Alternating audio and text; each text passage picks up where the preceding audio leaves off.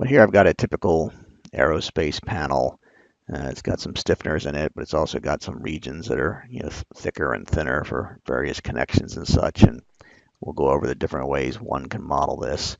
The first thing I'll do, let's just do the easiest thing. Let's just say right click, we'll go tap mesh.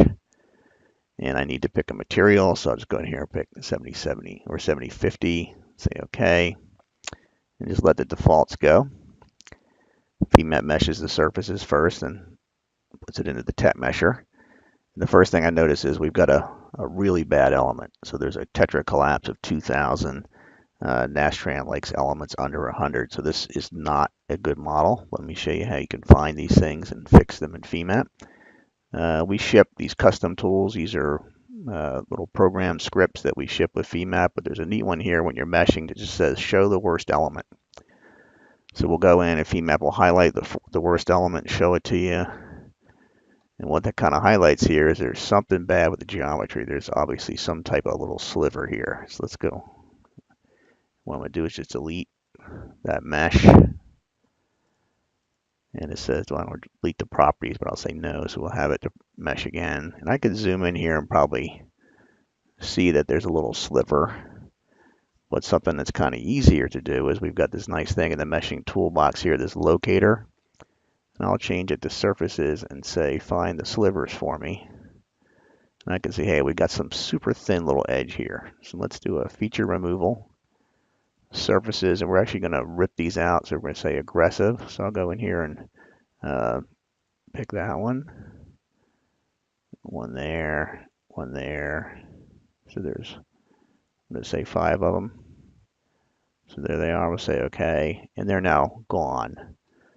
So we go right back in here and let's say tap mesh. We'll say okay. And same thing, it's going to go through here, and now it's down. There is still a bad one. There's a 279. So we'll do show worst element. Let's see what's going on here. I'm going to zoom in. Look at that. There's a little tiny knife edge. So the same thing. Let's just delete the mesh.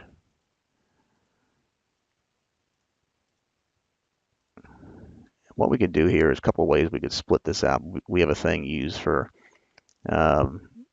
carving up solids for hex meshing, but here it'd be useful. There's a solid embed face, and what this does is just kind of shoots the face through and knocks a hole into the solid. So this way it'll just shoot through there, and I'll just tell it go 1. It basically splits this into 2 solids. You can see there's 1, but it kind of got rid of that knife edge. So I'll just delete him. And then take a look around here what's going on. And there's still a little sliver.